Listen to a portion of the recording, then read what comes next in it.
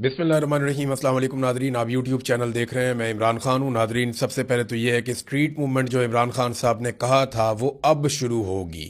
यानी पाकिस्तान तहरीक इंसाफ ने बहुत टाइम ज़ाया किया। मैं आपको बहुत लंबे अरसे से एक बात कर रहा था कि ग्राउंड पे पाकिस्तान तहरीक इंसाफ की किसी किस्म की कोई तैयारी नहीं है।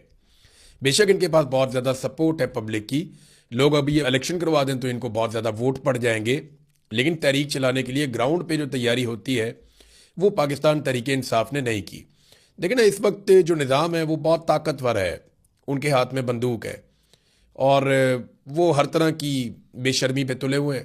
यानी वो इंसानों को गोलियां भी मार सकते हैं, उन्होंने मारी भी हैं। तो ऐसे में आप एक हुजूम के ज़रिए से या थोड़े बहुत लोगों के ज़रिए से आप इनका किबला ठीक नहीं कर सकते। आपको बहुत बड़ी तादाद में नौजवान चाहिए होंगे, और वो नौजवान जो ऑर्गेनाइज हों, जिन्हें पता हो कि उन्होंने क्या करना है और किस तरीके से पुरअमन रहते हुए पाकिस्तान को बचाते हुए उन्होंने इन जालिमों से निजात हासिल करनी है। तो इसके लिए पूरा एक साइंटिफिक तरीक़ाकार होना चाहिए था, जो अभी तक अडॉप्ट नहीं किया गया। हाँ, ये ज़रूर हुआ कि कुछ विजुअल्स बनते रहे। सुहेल अफरीदी साहब गाड़ी पे चढ़ जाते थे, उनके साथ और नौजवान चढ़ जाते थे, एक मोमेंटम बनता था, ये जहाँ जाते थे। अभी भी सुहेल अफरीदी किसी भी शहर में चले जाएं, 10-20 हज़ार बंदा निकल आएगा, हो सकता है इससे ज़्यादा भी निकल आए। तो हज़ारों बंदे तो निकल ही आते हैं जहाँ पे भी जाते हैं आप। पॉलिटिकल फिगर है, इमरान खान ने वज़ीर आला बनाया, पाकिस्तान तहरीक इंसाफ मकबूल है। जिस बाजार से आप गुजरेंगे, जिस शाहराह से आप गुजरेंगे, लोग तो आ जाएंगे। लेकिन क्या वो एक मुनज़्ज़म ऐसी फोर्स है जो जिसको आप जो कहें वो उस हद तक जाए और इमरान खान की रिहाई के लिए कोशिश करे? तो अब इन्होंने एक्चुअली जो स्ट्रीट मूवमेंट है उसका आगाज़ कर दिया है। लेकिन इससे पहले मैं आपको ये बताऊं कि रमज़ान शुरू हो गया और पाकिस्तान तहरीक इंसाफ ने जो धरने दिए थे वो धरने उनकी क़यादत ने ख़त्म कर दिए। तहरीक तहफ़्फ़ुज़ आईन पाकिस्तान ने ख़ुद ऐलान किया कि जनाब रमज़ान शुरू हो रहा है और हमने धरने जो है वो अपने ख़त्म कर रहे हैं। ये इनको ख़त्म करने ही पड़ने थे, इससे इन्हें कुछ भी हासिल नहीं हुआ। मैं आपको बिल्कुल साफ बता रहा हूँ कि इस्लामाबाद में जो 3 धरने दिए गए, इन तीनों धरनों की औकात टके की नहीं थी और हुकूमत को इनसे किसी किस्म का कोई दबाव नहीं पड़ा। हुकूमत ने इनकी तरफ तवज्जो भी नहीं दी, ना मीडिया ने इनको ज़्यादा डिस्कस किया, ना सोशल मीडिया ने, कुछ भी नहीं किया। इन्होंने, इन धरनों ने कुछ हासिल नहीं किया। वजह यह थी कि आप रेड जोन के अंदर 3 इमारतों के अंदर बैठ जाएं और आपको लगे कि जनाब आप बड़ा इनकलाब लेकर आ रहे हैं और आपका मुतालबा हो इमरान खान का इलाज करवाने का, और वो शख्स जिसकी डायरेक्ट लड़ाई फील्ड मार्शल आसिम मुनीर से है। तो ऐसे तो नहीं होगा ना, आपको तो दबाव बनाना पड़ेगा। आगे वह ग्राउंड के ऊपर था कुछ नहीं, जहां पे भी लोग बैठे वो चंद हज़ार लोग बैठे। यानी मेरी दानिश में अभी तक 10,000 का जुलूस तो किसी जगह में भी इकट्ठा नहीं हुआ। हाँ, ये ज़रूर है कि छोटे मोटे लोगों ने इलाके बंद किए, सड़कें बंद की, पंजाब में एक्टिविटी हुई, लेकिन इतनी ज़्यादा नहीं हुई। पंजाब पूरा चलता ही रहा। यानी अगर मैं कहूँ 90% चलता रहा है तो ये गलत बात नहीं होगी, और दूसरी तरफ 90% इमरान खान की मकबूलियत है तो ये भी गलत बात नहीं है।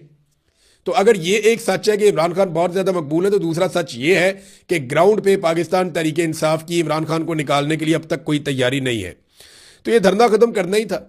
इससे जो है वो कोई पोजीशन मजबूत नहीं हुई बल्कि कमज़ोर हुई अपोजिशन की। ये बात तो बड़ी क्लियर है। अब इमरान खान रिहाई फोर्स बनाने का ऐलान किया सुहेल अफरीदी ने। ये क्या है, मैंने इसके बारे में इंफॉर्मेशन इकट्ठी की है, मैं आपके साथ शेयर कर देता हूँ। ये है जी असल काम जिसकी तरफ अब ये आए, और ये करने क्या जा रहे हैं मैं आपको बताता हूँ। ये खैबर पख्तूनख्वा से इसका आगाज़ करेंगे, इमरान खान रिहाई फोर्स, और इसको सोशल मीडिया के ऊपर भी उठाया जाएगा और इसकी पूरी प्रोजेक्शन करने के बाद बाकायदा इसके फॉर्म छप जाएंगे और इसके कार्ड्स बन जाएंगे। और खैबर पख्तूनख्वा में हज़ारों जगहों के ऊपर ये टेबल्स लग जाएंगी, गलियों में, मोहल्लों में, इलाकों में, यूनिवर्सिटीज़ में, कॉलेजेस में, अस्पतालों में, जहाँ जहाँ कहीं नौजवानों का आना जाना है, हर जगह पे ये एक्सेस दी जाएगी। पहले नौजवानों की एक बहुत बड़ी तादाद चुनी जाएगी ज़िलों के अंदर, फिर उसके बाद तहसीलों के अंदर, फिर उसके बाद जो है वो नीचे वार्ड्स तक, यूनियन काउंसिल तक। तहरीक इंसाफ की पूरी एक तंजीम तो मौजूद है, वहाँ लोगों की ड्यूटीज़ लगेंगी कि आपने एक टेबल रखना और उसके ऊपर आपने ये बुक रखनी है और इसके ऊपर हलफनामा लिखा हुआ है। यहाँ पे आप जो है वो जितने भी मेंबर्स बनते जाएंगे उनका रिकॉर्ड आपने जमा करना है, और हर मेंबर को एक कार्ड दिया जाएगा, इमरान खान रिहाई फोर्स का कार्ड। ये कार्ड उस मेंबर के पास रहेगा और उस मेंबर का पूरा रिकॉर्ड जो है वो पाकिस्तान तहरीक इंसाफ के पास रहेगा। हर मेंबर को ये पता होगा उसकी ड्यूटी क्या है, और रोज़ाना की बुनियाद पे पाकिस्तान तहरीक इंसाफ ये अनाउंस करेगी कि आज हमारे जो मेंबर्स हैं उनकी तादाद इतनी हो गई है। इमरान खान रिहाई फोर्स जो है इसकी तादाद फर्ज करें आज 22,000 है, कल 30,000 है, परसों 45,000 है, उसके बाद 1 लाख है, 1.5 लाख है, 2 लाख है। वो जितनी तादाद बढ़ती जाएगी वो साथ साथ अनाउंस करते जाएंगे, और ना सिर्फ अनाउंस करते जाएंगे बल्कि इन नौजवानों को ये सोशल मीडिया के साथ भी जोड़ेंगे। ये जितने नौजवान इमरान खान रिहाई फोर्स का हिस्सा बनेंगे, इन सबको सोशल मीडिया के साथ भी जोड़ा जाएगा। पाकिस्तान तहरीक इंसाफ के तमाम विंग, चाहे वो वकला विंग है, चाहे वो खवातीन का विंग है, चाहे वो यूथ विंग है, चाहे वो ISF है, वो जितनी भी तंजीमें हैं पाकिस्तान तहरीक इंसाफ की, वो तमाम तंजीमें, जितने नौजवान हैं वो इसके अंदर मेंबरशिप ले सकेंगे। और ये तंजीम चलेगी इमरान खान साहब की रिहाई के दिन तक। जिस दिन इमरान खान रिहा होंगे वो इस तंजीम का शुक्रिया अदा करेंगे और ये तंजीम तहलील हो जाएगी। इसका फ्यूचर के अंदर कोई पॉलिटिक्स के अंदर और इन चीज़ों के अंदर कोई किरदार नहीं है, लेकिन ये इमरान खान रिहाई फोर्स है, ये अब बनाने जा रहे हैं। इसमें जो टारगेट मैंने पूछा तो वो उन्होंने कहा जी अभी हम ये कहना नहीं चाहते कि टारगेट कितना है, लेकिन मुझे उन्होंने ऑफ द रिकॉर्ड बताया तो वो टारगेट इतना बड़ा है पाकिस्तान तहरीक इंसाफ का कि अगर इतनी बड़ी तादाद में नौजवान इकट्ठे हो गए और वो ऑर्गेनाइज हो गए तो ये पाकिस्तान में वाकई मुसीबत डाल देंगे एस्टेब्लिशमेंट को। क्योंकि देखिए, नौजवान पाकिस्तान की आबादी का सबसे बड़ा हिस्सा है और नौजवानों की सबसे बड़ी तादाद इमरान खान के साथ है, लेकिन नौजवानों के पास कोई एक ऐसा प्लेटफॉर्म नहीं है, कोई एक ऐसी जगह नहीं है जहां से उनको यूनिफाइड किस्म की इंफॉर्मेशन मिलती हो, जहां से उनको प्रॉपर गाइडेंस मिलती हो, जहां से प्रॉपर तरीके से उनको चलाया जा सके।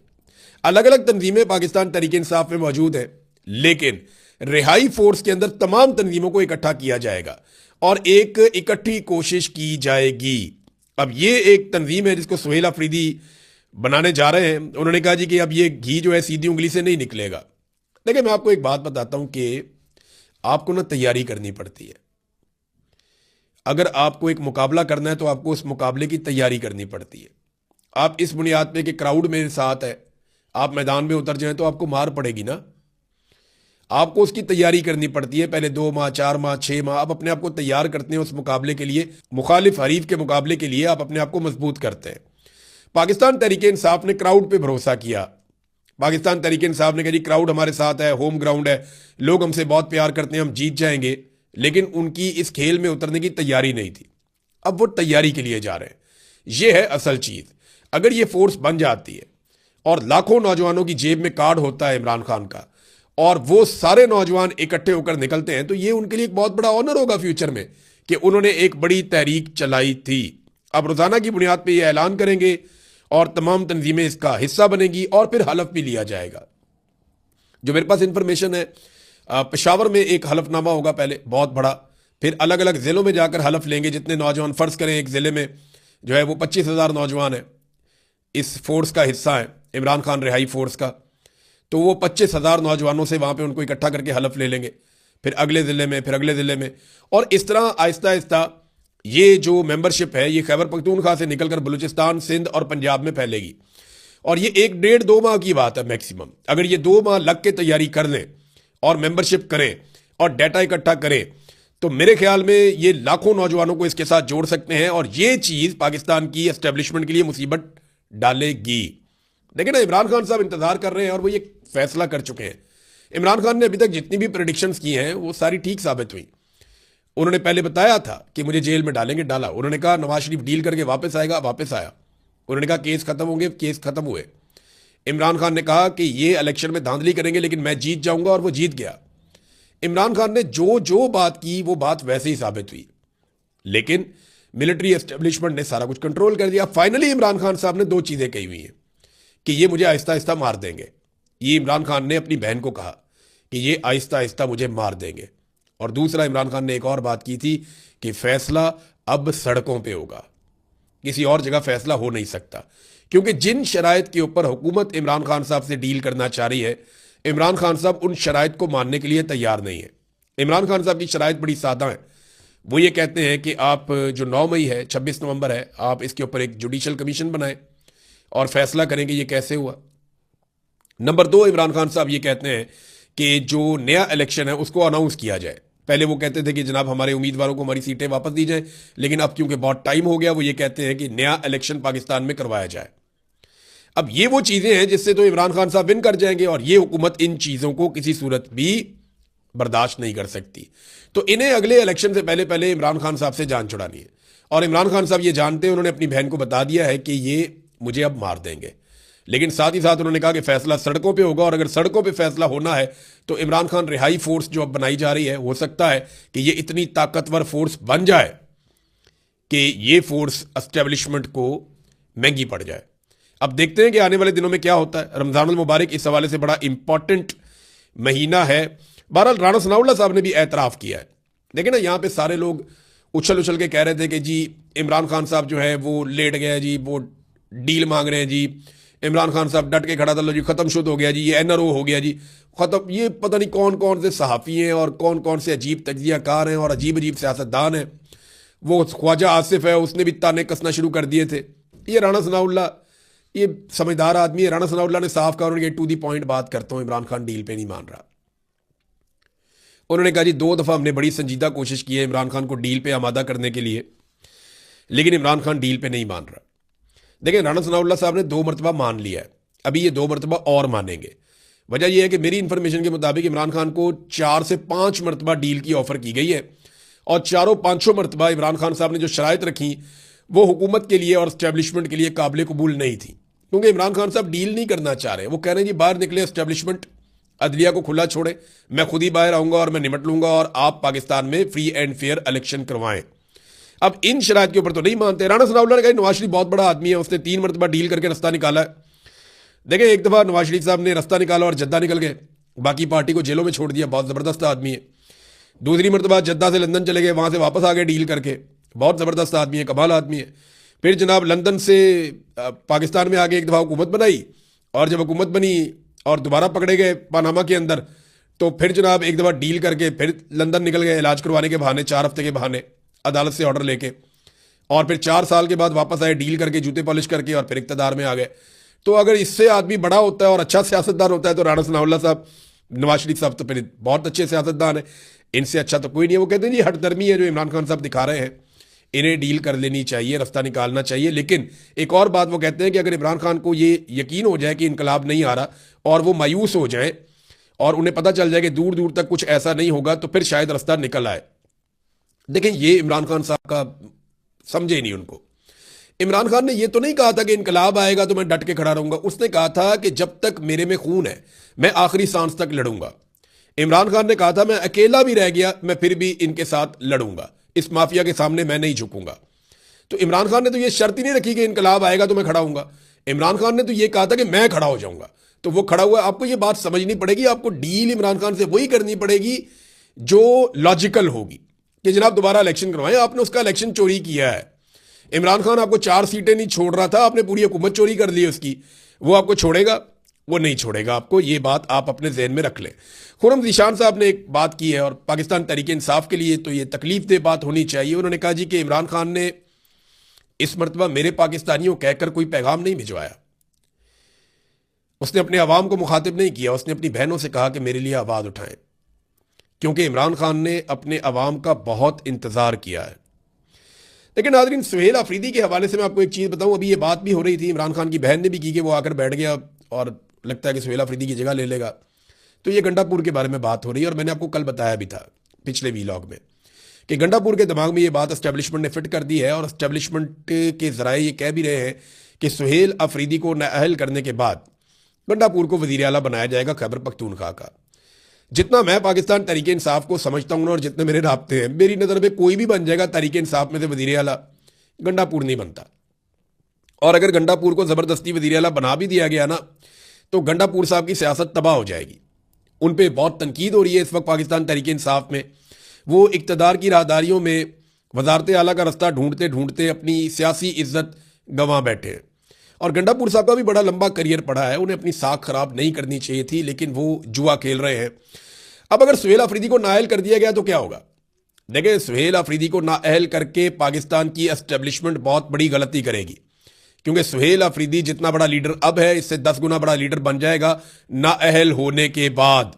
फिर लोग इसकी ज़्यादा बड़े पैमाने पर बात सुनेंगे, नौजवान इसके साथ ज़्यादा ताकत से खड़े होंगे। और फिर याद रखिएगा कि सुहेल अफरीदी के पास करने के लिए कोई और काम भी नहीं होगा, फिर वो ये रिहाई फोर्स के ऊपर ही काम करेगा। तो एस्टेब्लिशमेंट को ये वाला फैसला करने से पहले ये वाली बात सोचनी पड़ेगी। नाजरीन, ये जो टाउट्स हैं ना, इनके बारे में मैं एक बात कहना चाहता हूं। ये बार बार कहते हैं ना कि सोशल मीडिया इमरान खान को बाहर नहीं आने देता, बहनें नहीं आने देती, पार्टी नहीं आने देती, और कुछ सहाफ़ी है वो नहीं आने देते। तो मैं एक बात कहता हूं कि ये क्यों ये बात नहीं करते कि इमरान खान को गैर कानूनी तौर पर जेल में डाला गया। जो लोग इमरान खान के हक में बात करते हैं या ये बात करते हैं कि उसके साथ जुल्म हो रहा है, ज्यादती हो रही है, उनको ये ब्लेम करते हैं कि ये इमरान खान को बाहर नहीं आने दे रहे। और जो लोग जुल्म कर रहे हैं, जबर कर रहे हैं, जो हुकूमत के अंदर हैं, जो आसिफ मुनीर और उनकी एस्टेब्लिशमेंट है, उनके ऊपर ये तनकीद नहीं करते। भाई जालिम के खिलाफ बोलो ना, मजलूम को क्यों निशाना बनाते हो? ये एक अजीब तरह की बेशर्मी है जो मैं पाकिस्तान में अब लगातार देख रहा हूं। नाजरीन, दो खबरें ऐसी हैं जो मैं आपके साथ शेयर करना चाहूंगा। उनमें एक तो अच्छी खबर यह है कि शुक्रिया अदा करना चाहता हूं मैं जस्टिस मियां गुल हसन औरंगजेब साहब का, सुप्रीम कोर्ट ऑफ पाकिस्तान के जज हैं, और जस्टिस नईम अख्तर अफगान साहब का। इन दोनों जज साहिबान के सामने मैंने आपको बताया था केस लगा हुआ था सोहराब बरकत साहब का, और सोहराब बरकत को इन्होंने फौरी तौर पर जमानत दे दी। यानी जैसे ही सुप्रीम कोर्ट में यह मामला गया, जमानत फौरन हो गई। अब एक और केस के अंदर मजूका साहब ने जनाब रिमांड दे दिया था, दोबारा से वो जमानत मुअत्तल कर दी थी, तो वो जमानत मुअत्तली हो गई है। वो मामला इस्लामाबाद हाई कोर्ट में है, उम्मीद है अगले हफ्ते वहाँ से भी जमानत हो जाएगी। लेकिन तमाम जो जजेस हैं उनको ये सोचना चाहिए कि सुप्रीम कोर्ट ने उस केस में फ़ौरन जमानत दे दी जिसको आपने इतने लंबे अरसे से लटका कर रखा हुआ था बिला वजह। तो डर को उतारें, खौफ को उतारें, आप अपनी इज्जत करवाएं और अपनी इज्जत बहाल करवाएं, वरना अदलिया का लोग मजाक उड़ा रहे हैं। ये जिस तरीके से आप भोंडे किस्म के मुकदमात को लटका कर रखते हैं, उससे अदलिया का मजाक बन रहा है और कुछ नहीं हो रहा। सोहराब तो बाहर आ जाएगा आज नहीं तो कल, लेकिन अदलिया की क्रेडिबिलिटी वापस नहीं आएगी। ईमान मजारी और हादी अली चट्टा की दरखास्तें जो हैं 24 को, जो उनके खिलाफ फैसला दिया गया पिछले महीने, एक महीने के बाद अब लगाई गई है 19 फरवरी को। जस्टिस मोहम्मद आसिफ साहब इनकी अदालत में, ये वो जज साहब हैं जिनके बेटे ने 2 खवातीन को कुचल के कत्ल कर दिया था और फौरी तौर पर छूट के घर चला गया था। अब देखना यह है कि इनके बेटे ने 2 कत्ल किए और छूट के बाइज्जत बरी होकर घर चला गया, और इनके पास केस आया सिर्फ एक ट्वीट का, तो वो मियाँ बीवी घर जाते हैं या नहीं जाते? ये जज का इम्तिहान है। कल हम इस जज का इम्तिहान लेंगे और फिर देखते हैं कि जज साहब क्या करते हैं। जज का इम्तिहान तो वैसे दुनिया में हमेशा होता ही है। अल्लाह रब्बुल इज़्ज़त को जाकर सबसे सख्त जवाबदेही इनको करनी पड़ेगी कि तुम्हें मैंने इंसाफ करने का एक मनसब दिया था और तुमने क्या किया। जवाब तो इनको देना पड़ेगा। अब तक इतने, अपना ख्याल रखिएगा, अपने इस चैनल का भी। अल्लाह हाफ़िज़।